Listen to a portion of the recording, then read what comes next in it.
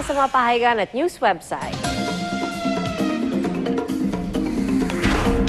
Sa Philippine Daily Inquirer, sa pag-aaral o investigasyon ng Human Rights Watch, isang grupo sa Amerika, masisisi raw sa Noy Arroyo administration ang paglawak ng kapangyarihan ng Ampatuan Clan at ng ibang militia forces.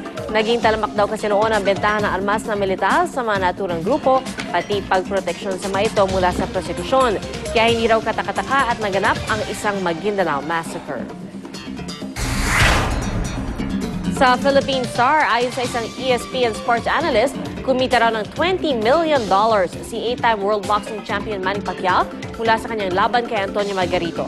Katumbas po yan ng halos 860 million pesos at kabilang na raw dito ang halos $5 million na kita mula sa pay-per-view share. Sa GMAnews.tv, isang sundalo ang patay habang isang sugatan makaraang magamok ang isang kapwa nila sundalo sa loob ng kanilang kampo sa Zamboanga del Sur. Napatay din ang nagwalang sundalo. Sinasabing napansin na noon ang kakaibang kilos ng suspect dahil sa umano'y pangungulila sa asawa. At yan ang banner stories ngayong araw ng Miyerkules. Samantala!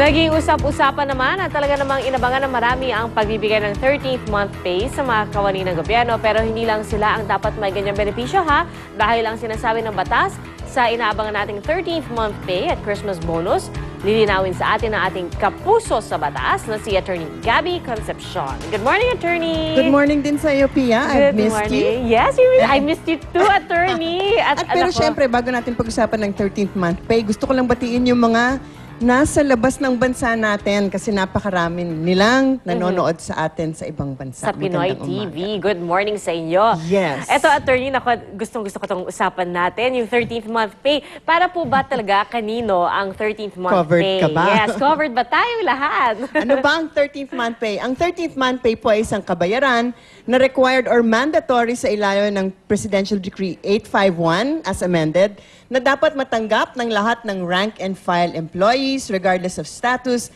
na nakapagtrabaho na for at least 1 month sa isang taon.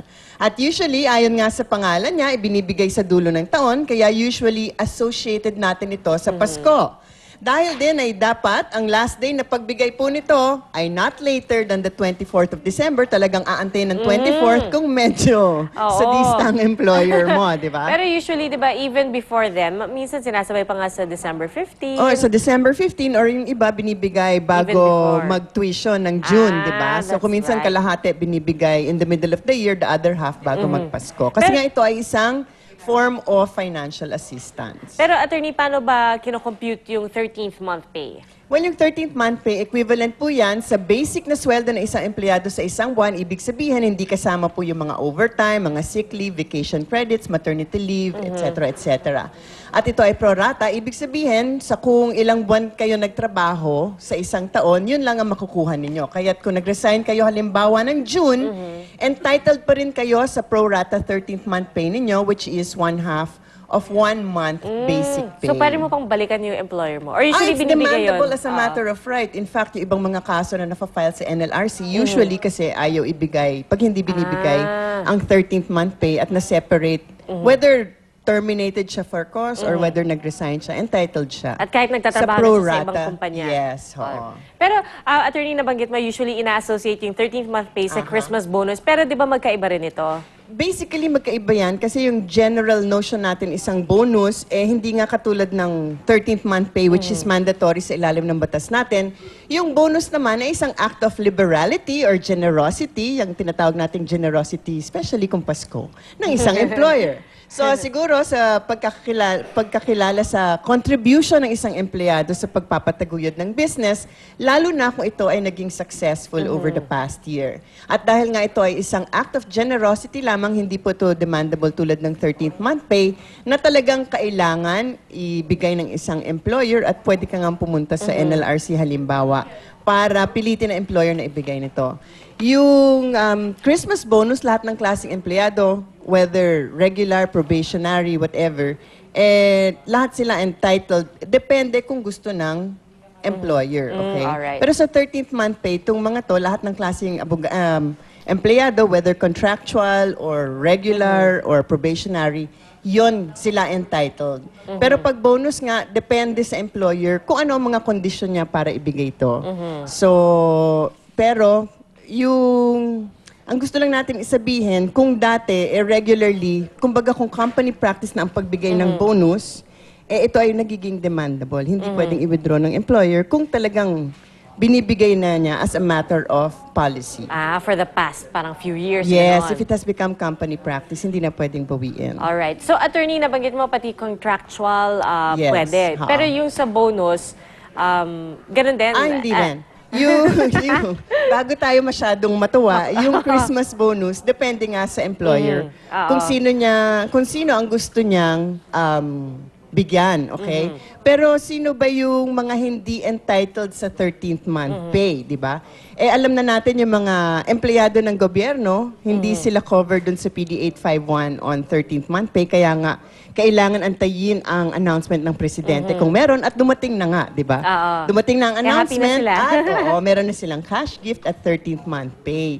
Pero gusto lang natin sabihin, yung mga nagtatrabaho on purely commission basis, boundary, or yung mga meron silang parang project employee, yung merong fixed amount para sa trabaho pero hindi tinitinan yung the amount of time they consume. Hindi po sila kasama sa mandatory 13th month pay. At ito pa, gusto lang natin sabihin, although yung mga kasambahay po natin at yung mga taong nasa personal service natin, tulad na rin ng mga family driver, mga alalay, mga assistant, na hindi naman empleyado ng isang korporasyon, ganyan, usually mga kasambahay natin, hindi po sila mandatory na binibigyan. required na bigyan ng 13th month pay. Pero ang sinasabi po natin palagi, hindi po porkit hindi po sila kasama sa batas, hindi naman ibig sabihin wag natin sila bigyan. Kasi lalo na sa mga working mothers tulad natin, kung wala tayong kasambahay, walang mangyayari sa ating mga career, di ba? Kung lalo na kung meron tayong mga anak. So, siguro, since magiging Pasko, wag maging Scrooge, di ba? Kahit na hindi required sa ilalim ng batas, ay maging generous. That's right. Para naman In the merry spirit ang of Christmas ng Christmas, lahat. yes. Naku, ayan po, napaka mahalagang impormasyon tungkol sa inaabangan nating 13th month pay at Christmas bonus. Paalala lang po ha sa mga makakatanggap niyan. Tipirin naman po natin at huwag gagastusin sa kung ano-anong bagay lang para naman mahaba-haba ang itatagal ng ating bonus at 13th month pay. Thank you so much, Attorney Thank you, Gabby. Thank you kay Dr. Susie Ortega. Magandang umaga. And it's Yeah. nice to be back. Yay! Thank you, thank you. Ngayon naman, lipat na tayo sa unang balita.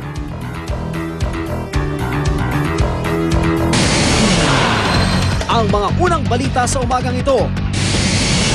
Samahan ng mga bus operator, dudulog sa Korte Suprema para